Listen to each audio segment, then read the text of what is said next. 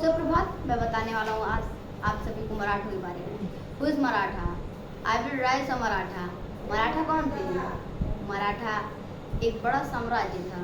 मराठा एक व्यक्तित्व गतिविधियाँ थी। मराठा एक गुप्त राज था। मराठे के संस्थापक कौन थे?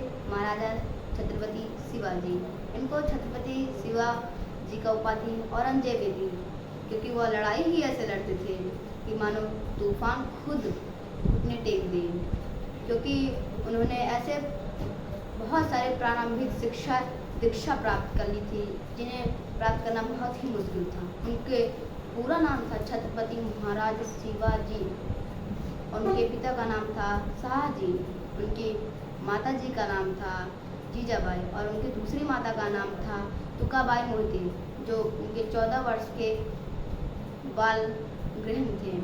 तो उसके बाद उनकी दीक्षा प्राप्त की गोंडदेव ने, जो ही बहुत ही शिक्षित आदमी थे, परंतु इसके बावजूद भी उनको और शिक्षा प्रारंभ करने के लिए बहुत सारे गुरु उनको ज्ञान दिए। वो ज्ञान के लिए बहुत ही उत्साहित या बहुत ही चुकतुस थे। उसके बाद उनकी शिक्षा दीक्षा जब पूरी होने को हुई, तो उसके बाद उनके पिता यानी कि शाहजी ने उनको जागीर थमाई। जागीर एक ऐसा संस्थापन था जो पहले इक्ता के रूप में था सुल्तान डायनेसिटीज़ में। उसके बाद वो आया मुगल के डायनेसिटी में आया वो जागीर के रूप में। जागीर एक ऐसी इक्तादारी थी जिसे हम बोलते हैं जागीर एक ऐसा रैंक था जिन पे एक एरिया है, एरिया पे उनको राज करने को मिल रहा है। उनको वहाँ से हुई फर्टाइल लैंड से मनी और उनके सारे वर्क्स जो हो रहे हैं उसका पैसा देना, जो उनका हो रहा है उनको भी पैसा मिलेगा, उनके साम्राज्य को, क्योंकि तब तो मुगल का राज्य था। तब मुगल के राज्य में औरंगजेब तब था। तो उन्होंने उसके बाद रायगढ़ में लड़ाई की। रायगढ़ में लड़ाई की तो वहाँ विजय प्राप्त की। उसके बाद उन्होंने शाहिस्ता खान के साथ यानी कि सूरत में एक महालड़ाई लड़ी, जो कि उनकी पहली लड़ाई थी पूरे साम्राज्य के साथ। पहली बार उन्होंने लड़ाई किया, करोड़ों रुपए धन दौलत सोना चांदी सब लूटे, लेकिन वहाँ एक किसी का घर था जिसने बहुत सारे दान किए थे। उसका नाम दानवीरों में आता था, इसलिए न उनका घर लूटे, न प्राचीन मंदिरें, संस्थापक आदर्श इन जैसे चीज़ों का अपमान किए, न लूटे, न इनको बेकार किए। उसके बाद इन्होंने सूरत में लड़ाई की। उसके बाद लगातार 3 वर्षों तक लड़ाई चली। उसके बाद इन्होंने शाहिस्ता खान को हरा दिया। उसके बाद उनका एक साम्राज्य खड़ा हुआ जो कि सूरत से लेकर आया पूरा हमारा नीचे पुणे उन्ने तक। उसके बाद हमारा इधर तो था ही इक्ता, जहाँ इक्ता मैं बता रहा था। उसके बाद हम आते हैं जब उनकी बड़ी लड़ाई हुई किसके साथ? औरंगजेब के साथ। जब उनको ये पता चला कि ये ऐसे ऐसे संस्थापक ला रहा है, ऐसे ऐसे चीज़ें कर रहा है, ऐसे ऐसे चीज़ें जीत रहा है, तो उन्होंने किसको भेजा? उन्होंने भेजा अफजल खान। अफजल खान एक ऐसा योद्धा था या सेनापति था जो बहुत ही महावीर था।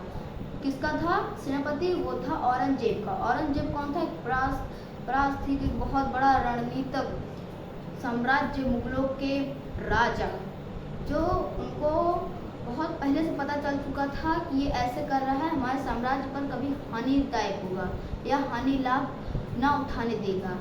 इसके लिए उन्होंने अफजल खान को भेजा। अफजल खान जो था उनका सेनापति था औरंगजेब का। उसने एक मान लो हाउस जैसा वो था, वहाँ गया। उसके बाद वो सामने चेयर पर बैठा था। उसके बाद जब महाराज छत्रपति शिवाजी महाराज गए तो उन्होंने देखा कि ये जो दीवार थी वो जान जानकर छोटी बनवाई गई थी। पर उनको तो इतना पता था कि उन्होंने बताया कि हमारे वसूलों में मर मिटना कट पिटना सब कुछ लिखा जाएगा, लेकिन किसी के सामने झुकना नहीं। ये उनकी बहुत फेमस लाइन थी। उसके बाद उन्होंने पैर को मोड़ कर गए, पर ना पैर को तोड़े, ना झुके, ना कुछ किए। उसके बाद जब उनके दोनों में बराबरी का समान बात हुई, उसके बाद जब दोनों मिलने आए, गले मिलने आए, तो जब छत्रपति शिवाजी गले मिले, उसके बाद जो उनका अफजल खान था उन्होंने प्रहार किया। किससे? चाकू से। तो उनको पहले से पता था कि हमारे साथ ऐसे होगा, तो उन्होंने सिर पे पहन रखा था एक लोहे का। उसके बाद उसने पूरे शरीर में पहन रखा था, हाथ में पहन रखा था। उसके बाद उन्होंने एक टाइगर क्लॉस पहने थे, जिसे हम शेर के पंजे बोल सकते हैं या बाघ के पंजे। वो उनकी मुगलों को पता था कि ये इनको मारना है, तो उनके सेनापति इस नाम से थे। पर हमारे महाराजा छत्रपति शिवाजी को यह पता था कि यह ऐसा करेगा, उनके बारे में पहले से जानकारी ले रखे होते हैं। ये तो थे ही ना पहले के बड़े बीरबल और बीरबल साहसी थे, योद्धाओं में से एक थे। तो उसके बाद उन्होंने टाइगर लॉस पहन के गए।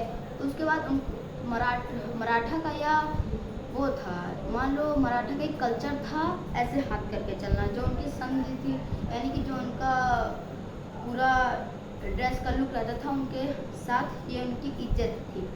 उन्होंने ऐसे छुपा के गए, जब उनको प्रहार किया तब उन्होंने नहीं डरे। उसके बाद उन्होंने अपना टाइगर लॉस निकाला, उसके बाद उनकी पूरी पीछे से अगर छाती तक चीर दिया। उसके बाद जब उन्होंने चीर दिया, उसके बाद वहीं मर गए। उसके बाद जब ये औरंगजेब को बात पता चली, तो औरंगजेब बड़े ही गुस्से से उबर उठा। यही बात जब उन्होंने, हम पहले चलते बात वाली शाइस्ता खान वाली, जब शाइस्ता खान वाली लड़ाई उन्होंने जीती, तो उसके बाद यह बात जो है लंदन में हम मान सकते हैं इंग्लिश न्यूज़पेपर में छपी, सब लोग पढ़ के उनके बारे में बहुत सारी बातें की। उसके बाद जब वो ऐसा कर चुके थे, उनको फिर उपाधि दी गई छत्रपति महाराज शिवाजी राजा। उनके जो राज्य था, साम्राज्य था, उसको स्वराज का नाम दिया गया, स्वराज का दर्जा या स्वराज से उसको जाना गया। उसके बाद जो उनका स्वराज था, तो वो उसके बाद शाइस्ता खान तो वहाँ से भाग निकला, बच गया, उसकी उंगलियाँ कट गई कुछ, और वो बच निकला रात में। तो उन्होंने किस तरह लड़ाई की थी? उन्होंने गोरिल्ला वॉरफेयर की तरह। गोरिल्ला वॉरफेयर का मतलब होता है रात के टाइम, किसी भी टाइम, ऑन टाइम, किसी भी टाइम। उनका टारगेट एक रहता था, तुरंत, कभी भी, कहीं भी, कैसे भी वो लड़ाई किए।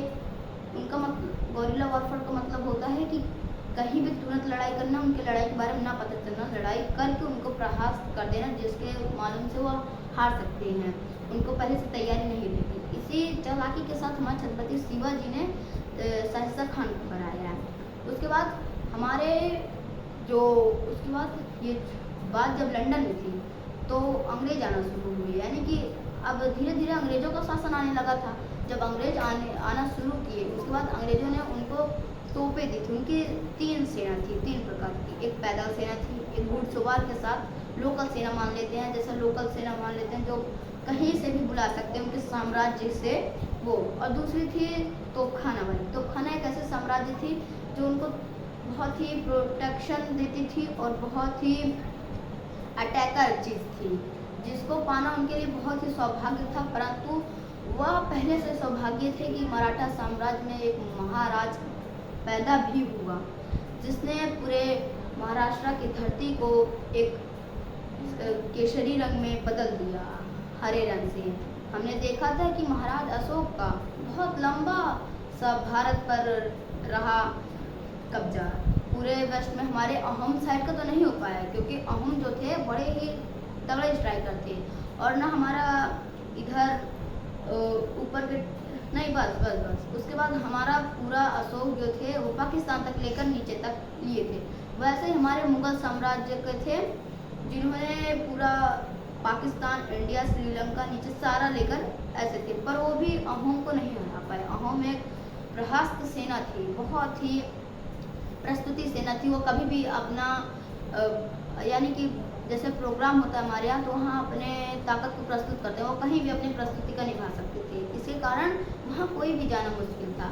जो हमारे उत्तराधिकारी बने, यानी कि छत्रपति महाशिव जी के उत्तराधिकारी बने, वो थे हमारे छत्रपति शिव जी के परम पुत्र, यानी कि महाराजा संभाजी महाराज। उनको यह उपाधि औरंगजेब ने ही दी थी। औरंगजेब एक ऐसा योद्धा था जिसको परास्त करना ना के बराबर था। जब हमारे छत्रपति शिवाजी थे, तब औरंगजेब बहुत ही ताकतवर था, तब भी उनसे डरता था, कांपता था, उनकी रणनीति से हारने को अपने आप को मजबूर कर लेता। इसी के कारण वो लड़ाई नहीं कर पाता। पर जब संभाजी का काल आया, उसने फिर से अपने आप को मोटिवेट करना शुरू किया, अपने आप को एक एटीट्यूड में लाना शुरू कर दिया कि कोई भी था तो कोई ऐसे परास्तिक हमारे पूर्वज रह गए, तैमूर हो गए, चंगेज़ खां हो गए, औरंगज़ेब हो, जैसे औरंगज़ेब सोचा था जैसे अकबर हो गए, उसके बाद बहुत सारे ऐसे परास्तिक लोग थे। उसके बाद जब